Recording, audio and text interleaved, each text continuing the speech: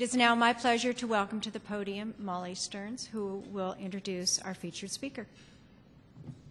Athletics have always been an important part of her life, and what many of you may not know is that she developed her leadership skills early as captain of Spokane's Mary Cliff High School girls basketball team. So we welcome Phyllis.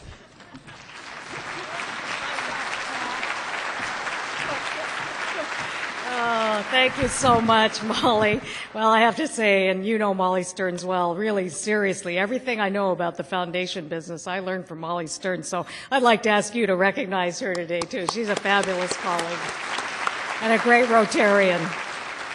Well, President Nancy and Rotarians and honored guests, it is exciting and a real honor for me to be with you today. What a week, as has already been said.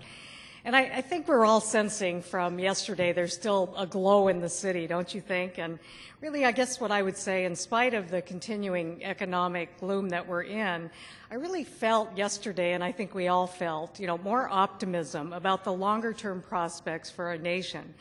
And really, I think when we think about the inauguration of a new president, it really brings forth within us a sense of a marking of a real change. And I think yesterday, at least for me, it stirred the power of hope. And, he talked about the phrase of really our common ideals. And really, I think in a sense, how do we bring our common ideals together for a better future for all? So my subject today, I'd like to take a step back for a moment and kind of go from the sublime to the mundane here and talk about 2008. And really just think about a reflection for a moment. It's kind of dizzying, really, what's happened in our community this past year. If you think about the incredible demise of, the most venerable institution around, as Molly said, I came from the banking business. So to see Washington Mutual, really basically close and be sold, and to see and think about our venerable newspaper, the Seattle PI, announcing that it's potentially up for sale and maybe even could be closed.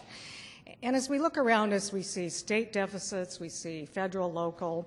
It really does beg the questions, and I've sat back, as Molly said, I'm a student of governance and really trying to think back on some of the key questions, and at least I've reflected to think, if I were parts of these organizations, was there anything I would have done differently? Or were really these organizations just victims of one of the most severe economic crises that we've ever faced? Well, I think we'd all agree there's no question that the economic crisis has really accelerated a lot of what happened. But I really want to reflect with all of you today, and I'd love your questions afterwards as well, but how could things have been managed better, or could there have been things, particularly on the governance side, that could have been done a little bit differently or better? Well, Peggy Noonan, who's a Wall Street Journal columnist and author, many of you may have read of her column in the Wall Street Journal, said on December 19th, her December 19th column, and I quote, and she said it very simply, "We should experience the current crisis as a gigantic wake-up call." So thus today, the title of my talk, as you saw, is The Critical Role of the Board in Turbulent Times. And I really do believe, I am not just a student of governance, but I really do believe that good governance matters and that directors must take their roles so much more seriously, whether it's a corporate director or a nonprofit director. And I'd just like to do a quick survey. So how many in this room actually sit on a nonprofit board right now?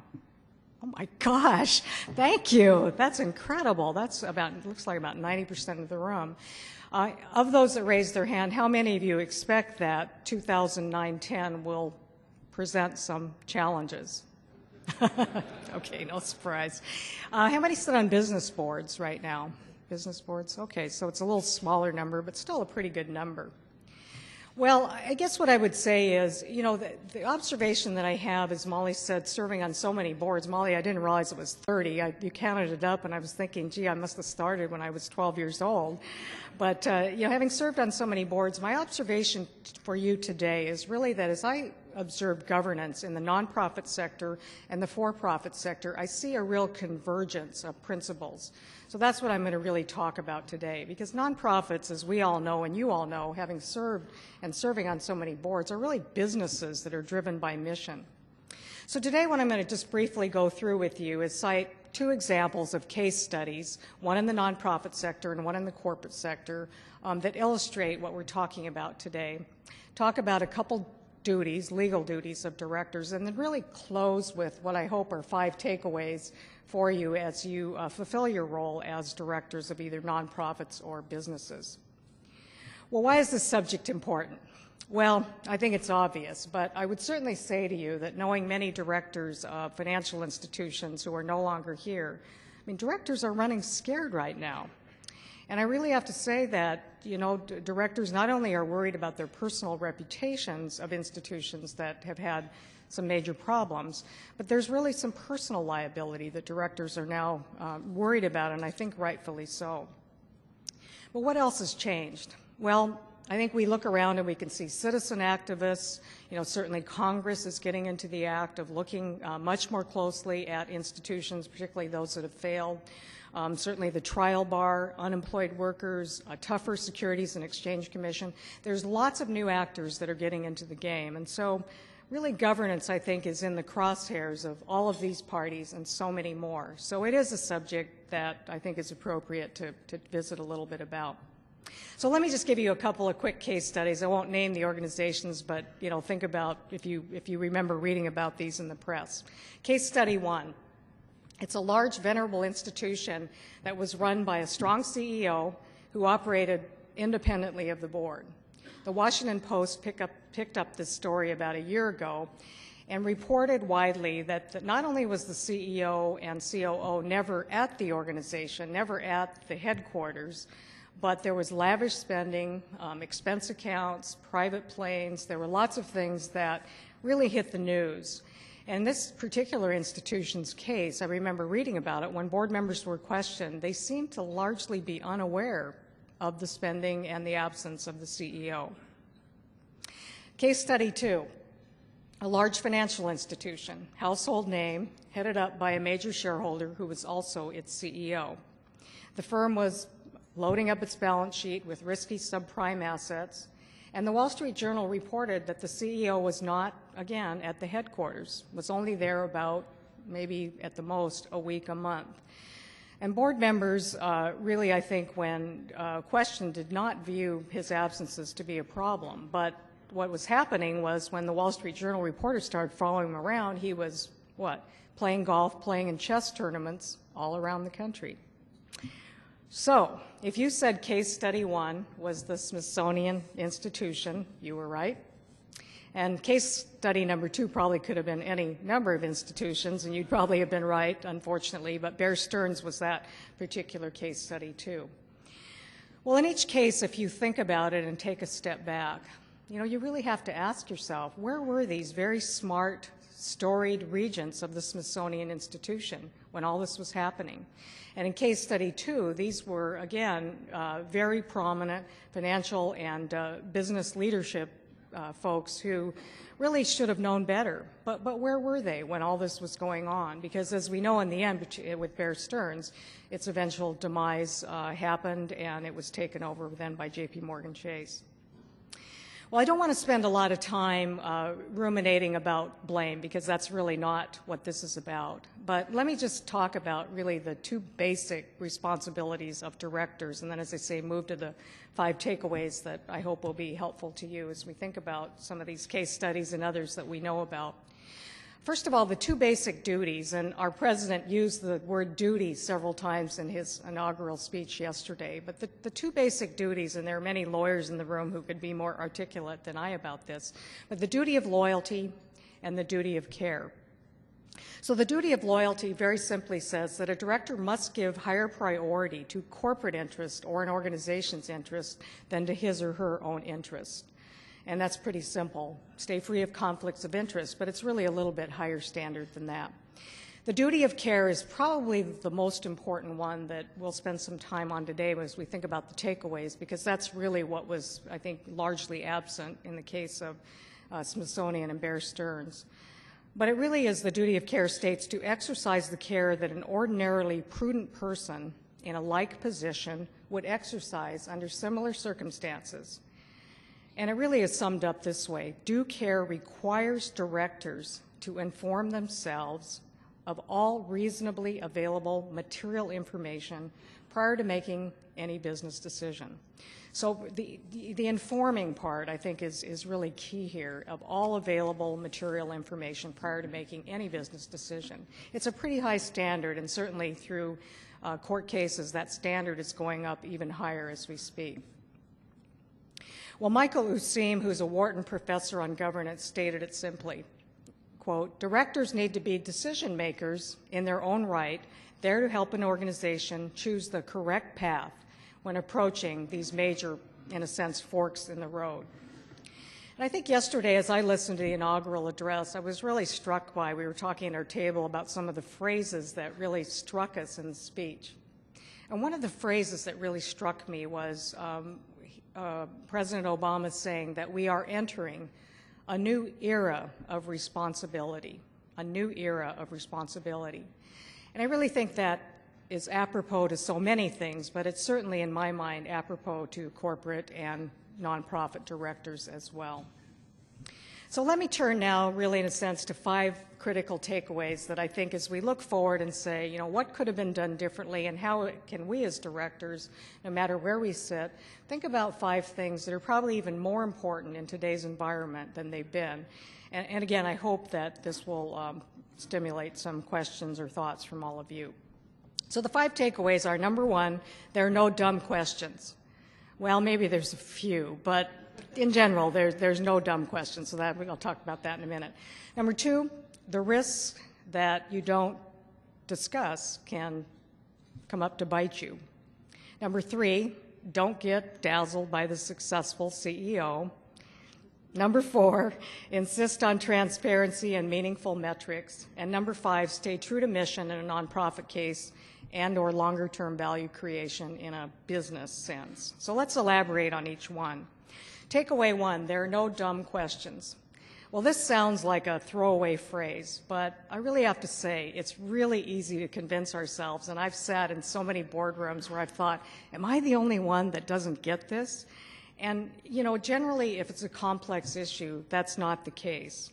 So my experience in boards, and I hope that, you know, all of you would echo the same sentiment, is to really continue to challenge assumptions, ask for clarification, make sure that you're crystal clear in what's being talked about. Because the bottom line is, if I don't understand, it's assumed that I've embraced and agree with whatever's going forward. And so I really have to say that, you know, asking those tough questions, but really asking sometimes the dumb questions that are seemingly dumb are really not that dumb, because in many cases I found that other people come up later and say, gee, I'm glad you asked that question. You probably all experienced that. Well, Thames Fulton of Heidrick & Struggle said it simply. He said, organizations need directors who will be vocal advisors and strategic consultants, but who will ask the difficult questions and also play devil's advocate.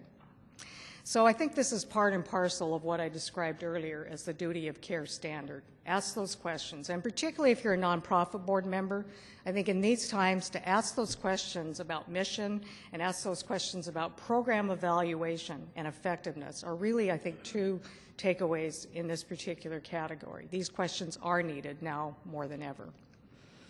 Takeaway 2, the risks that you don't discuss can come up to bite you. Well, I think this particular one is relevant to almost every failed financial institution in the United States. You know, and as I look back on Bear Stearns, I did read the most recent article in last week's Fortune magazine. And the article stated that even after the $1.4 billion hedge fund collapse, the directors really failed to even explain or help the public understand what really happened, which begged the question, did the directors really know what was going on? And what happened then after that was the board did form a risk committee after that happened, but then public records show that risk committee actually only met twice. So I guess I would say here that certainly risk management, it's something we all think about, we talk about, but now more than ever, organizational risk assessment is something that every board member needs to take seriously. I hope it's the subject of every one of your board meetings when you're thinking about major decisions. But the important thing is it's not just a responsibility of the audit committee or even a risk committee. It really is a whole board responsibility, particularly in these times of heightened risk. So I just encourage you to think about how that happens in your boardrooms. And particularly for nonprofits, most of us could probably reflect that risk management is an emerging topic. But our CFO, Jeff Rudd, is here, and he really has begun to put all of us through kind of a decision-making matrix. When we think about major decisions, what are the risks, and how can we think through the management of those risks? So I really would say that is something that is emerging but is important, and I hope that all of us take that very seriously. Takeaway number 3, don't get dazzled by the successful CEO. Well, I worried a little bit about putting this one down because Bob Watt, who's my incoming board chair, is here, but so Bob, close your ears to this one. But it really is okay to support and certainly acknowledge good performance. We're not saying that.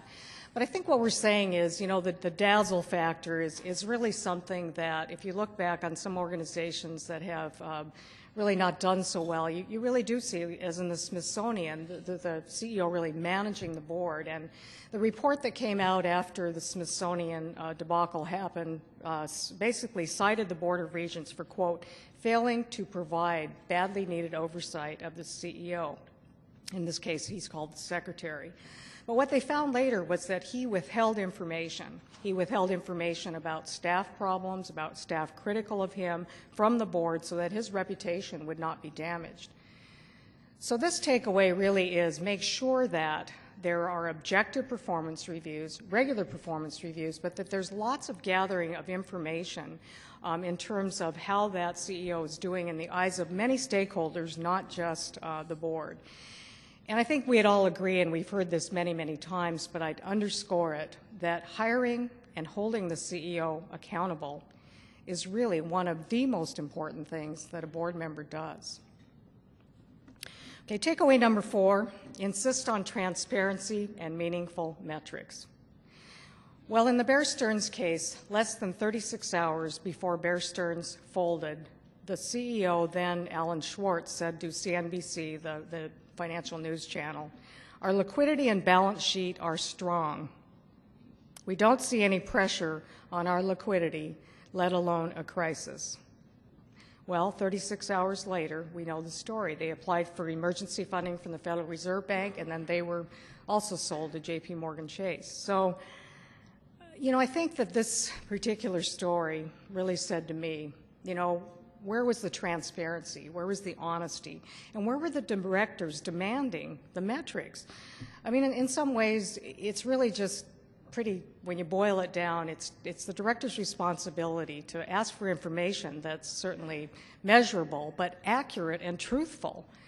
I mean, if you look at this whole situation, there were so many flags there. So I think, again, not to assign blame, but the real message out of here is hopefully each of us in our role as directors are really looking at a set of tools to monitor performance. But I think underneath that, really saying, you know, what is the honesty and what is the truth and how do we know and how can we test, you know, really the ethics of what we're being told. So that's the transparency and meaningful metrics. Well, takeaway 5 is really stay true to mission and longer-term value creation.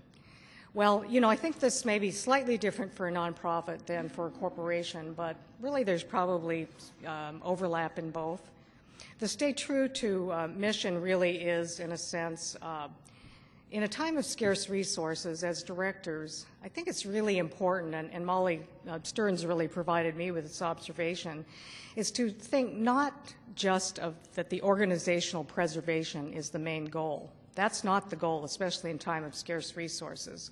I think the better questions to ask as nonprofit directors, which many of you are, is questions like, can our mission be better fulfilled by aligning or maybe even merging with a like organization?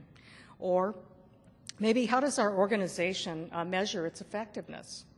Or even how do our stakeholders, you know, not just donors, but many stakeholders, see our effectiveness? How would they assess our value add in the longer term? And what does this all suggest for our organization? So to really think about mission in a more expansive sense and be willing to open ourselves up to doing things differently and really thinking about the times that we're in, these are really the right questions to ask. Well, in a corporate sense, the longer-term enterprise value creation, I think if we look at the demise of so many organizations, we see so many that focused only on the short term to sacrifice the longer-term value creation. And I think one of the examples we would say probably that's been cited many times even is our U.S. auto industry that for so many years sold vehicles that were popular, that were gas guzzlers, and now to find itself in a terrible place because, you know, there was not a lot of investment in R&D and in hybrids, fuel-efficient vehicles. So, I mean, we can think of lots of examples, and again, we're not looking for blame, but the lesson really here is, you know, look for the longer-term value creation. What is it, and how do we know as directors? Well, so to recap, these really are just, you know, my list of kind of 5 takeaways on governance. You know, they're really not meant to be a comprehensive list, but in today's environment, I really think that hopefully there are a couple of things that have kind of stimulated your thinking about your own directorship. Well, if we think of all of this, then a logical question would be, you know, if all these things were done well, would the Smithsonian answer have been different, or would Bear Stearns still be here? You know, and I don't think we'll ever know the answer to that. We really don't, because none of us sat in those particular boardrooms. But in the Smithsonian, the directors, the regents really used the crisis to re-examine what they were doing, their practices, and really now they've come out with a much better model of governance. Patty Stonesifer was referenced earlier, and you probably saw she's the new chair of the Board of Regents of the Smithsonian as of the 1st of this year. But they also issued a pretty comprehensive blueprint for better governance that I think is terrific. And it goes back and re-examines all of the practices that were not done, all of the things that they could have done better, and really comes out with a real cogent and I think effective set of recommendations. Well, there's never been a time when a board member's role has been so critical to our nonprofits and to our companies. And really, if we're going to have a civil society and really a better and healthy community, you know, we need an effective network of nonprofits, and really nonprofits who operate under mission, but certainly in a business-like manner. And if we're going to have our economy recover as we all hope, you know, we need a strong set of businesses who are really there for the long term and, you know, creating jobs and certainly making reasonable returns for shareholders. So I hope as we go out of here today, resolved in the new year with a new president, to really recommit each one of us in our own roles to helping our community and economy move forward. And I really do believe that working individually as board members and collectively as stewards of our organizations is a great start. So I wanted to sum up with a quote from J. Richard Finley, who's a good governance advocate, and he summed it up well, I think, when he said, and I quote, "Sound governance is not some abstract ideal or utopian pipe dream. It is a condition essential to economic survival and the well-being of ordinary citizens and investors." We see this more than ever as the world reels from mounting consequences of the worst economic crisis since the 1930s, brought on by a plethora of CEOs driven by unchecked greed, by directors who failed to direct, and by regulators who drifted through a fog of complacency. And he goes on to say that these events show again that sound governance doesn't happen by accident or by sudden outbreaks of altruism on the part of those at the top. It occurs only when leaders and institutions are held to an uncompromising standard of accountability and integrity by the people they most affect. I don't think I could have said it better, so I'll stop there, and I would be delighted to take your questions or comments. Thank you.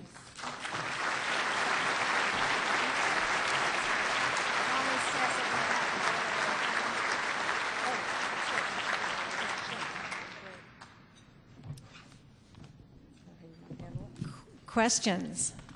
The mics are floating about. Adam?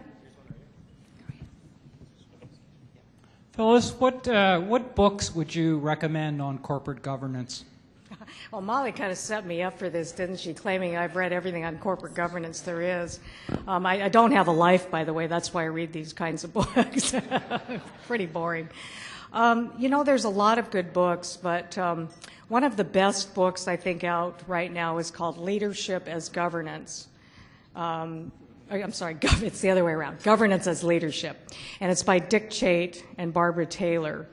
And the reason I like this book is it talks about the 3 types of governance and kind of puts it in a framework that you as a director can relate to. Fiduciary governance, strategic governance, and really in a sense then kind of that what he calls generative governance, which is kind of another level. But he really talks, and they talk about as the authors, the importance of really doing all 3, but making sure that as a good board member, he lists a lot of good questions in there about what a director might ask. So governance as Leadership by Chait, Taylor, and there's a 3rd author in there. But that's one I would highly recommend, and it's just really out in the last 18 months. Hi there. I was interested in your comments about getting feedback on a CEO and getting more perspectives, and you could see there are ways to do that. Could be chaos. You could get every disgruntled person in the organization raising their hand. What are your favorite ways to get more information and the right kind of information about a CEO? Okay, well, that's a great question. I do think that, and that's one of the things that's talked about in this book that I just referenced a little bit, is to really form a partnership with the CEO. When I said don't be dazzled by the successful CEO, I really, should have said the converse of that is really make sure that you form that valuable partnership.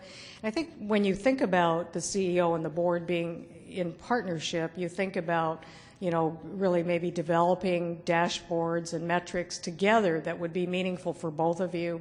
You think about making sure that, in any strategy planning sessions that you're together on kind of where you want to go with the organization. So I think that, though, your comment maybe is a little bit more, if I heard your question, if you sense some recalcitrance on the part of a CEO, maybe how do you kind of move past that? Because in some of the failed institutions we saw, that I cited as case studies, these were CEOs that really managed the board. I mean, they did not want the board to have the information. So is that kind of, so in the more difficult situation, I do think then that that's where the board needs to adopt in the nonprofit world the best practice of corporate boards, and that is hold executive sessions without the CEO regularly. So I think that's been one of the best techniques, and I've encouraged our board at the Seattle Foundation to do that. We have that just built into the agenda. So we as management step out of the room. The board has the opportunity to talk if they want, talk about issues, raise any questions that may be a concern, and that may be one of them. And, I'd rather have the feedback right then and there. And I think that's something that, again, it's a good practice in business. I would think that that's one good technique to start as a regular practice. Oh, Rita? Oh, sorry. Phyllis, in the light of the dereliction of duties that you have referred to and the lack of oversight of directors, would you anticipate that we will see a successful wave of lawsuits against these people to bring attention and to try to bring justice for the shareholders? Well, I think they were certainly already there, as we probably have read. Certainly in the Washington Mutual case, it's been well chronicled that there are a number of lawsuits against the directors individually. So I do think that it's already happened. I think if you look at the most egregious examples, Enron and WorldCom, not only were the directors sued and D&O Insurance covered money of the lawsuits, but in those 2 cases, directors were actually sued personally and had to pay money out of their own pockets, which was very unusual, and that's probably the first time that, at least in recent memory, that anything like that has happened. So I think to your question, if you start going through the number of examples, whether it's Lehman Brothers, and you start looking through the Delaware court cases, the lawsuits are already out there. Will it bring more attention and reform? I think it has to. I guess that was kind of the point. If good governance principles don't motivate people, then certainly at least fear and of loss of reputation and maybe even some personal financial consequences certainly do. So the answer is yes, and it's unfortunate that it has to happen that way. But as you point out, the shareholders suffered as well. And so who really, in a sense, was responsible in the end? And the court cases, I think, will be interesting to watch. Oh, sure. Oh, Herb. Hi, Herb. Hi, Phyllis.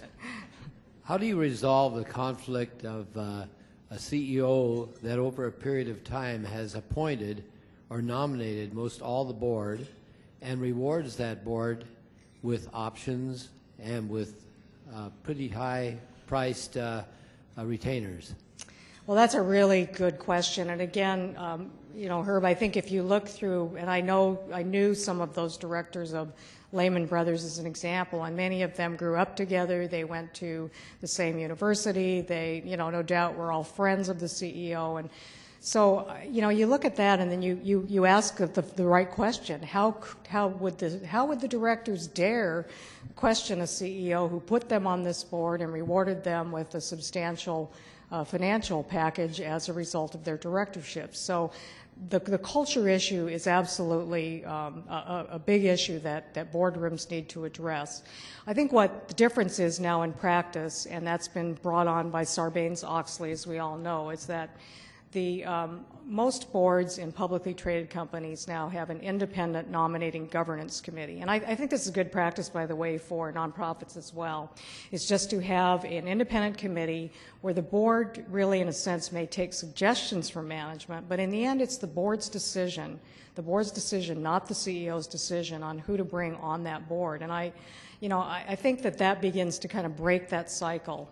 Diversity certainly helps. You know, having people who have diverse backgrounds, whether it's ethnicity or gender or, you know, background or geography, whatever the diversity happens to be, at least it's my experience, that the more diverse the board, the tougher the questions, and the questions sometimes that would never get raised with a homogeneous board. So I think the independent nominating governance committee has really begun to break that cycle.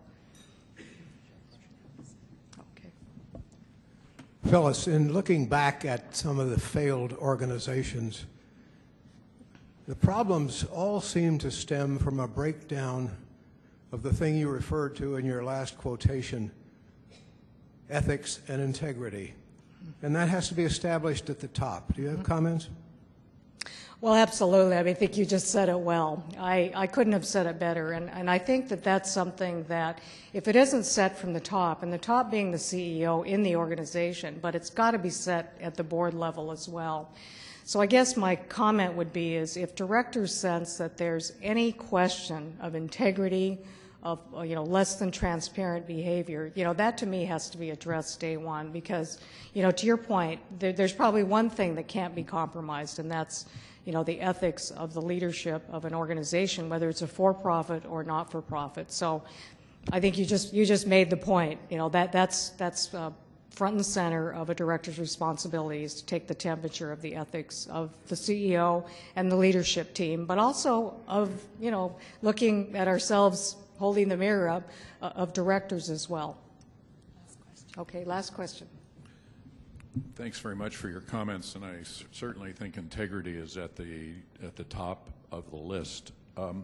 At the same time, I've been on boards of privately held companies where the recommendations from the legal counsel is to have board meetings, the minutes of the board meetings, be as brief as possible to reflect as little as possible in terms of the detail of the deliberations. And it seems to me that that's entirely contrary to the transparency issue.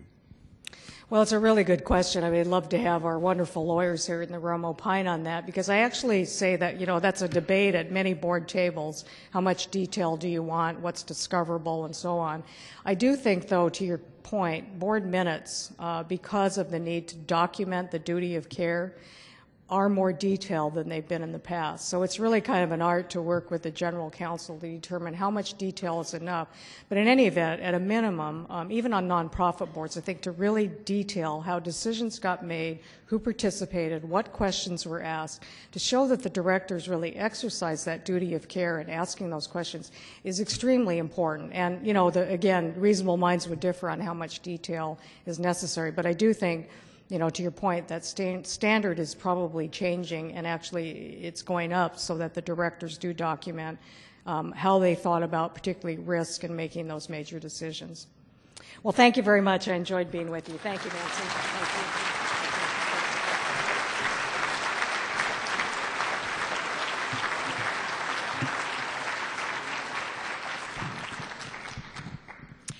Thanks again to all the participants in today's program. The meeting has been taped, so it would be, if you feel you missed something, you'd like to hear something again, please go to our website and you can hear the comments again. And I also understand that Phyllis's comments will be available to anyone who wants a hard copy text of them. Lisa, thank you for your update on the challenges in global health. We appreciate your work and value the progress that you are making. Phyllis, thank you for your wisdom and for your encouragement to get us all involved. Next week, the 28th of January, we will be meeting at the Grand Hyatt. Our featured speaker will be former Justice Bobby Bridge, the founder and CEO of the Center for Children and Youth Justice. We will also have an update on family services by Ruth Ann Howell. Well, it has been a busy week so far, and the week is now just half done. Monday was the very first day of service, calling attention to all the volunteer opportunities in our community. And yesterday, a new president. And in spite of all of the excitement, the challenges of the previous weeks remain. As President Obama said in his address, everywhere we look, there is work to be done. As people and as Rotarians, we have never shied away from hard work, complicated problems, or insurmountable tasks.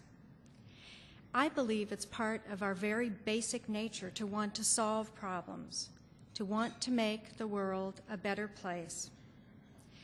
I also believe that a true sense of accomplishment is achieved by working together in finding answers, and to make these challenges and changes enduring so that our time on earth has meaning.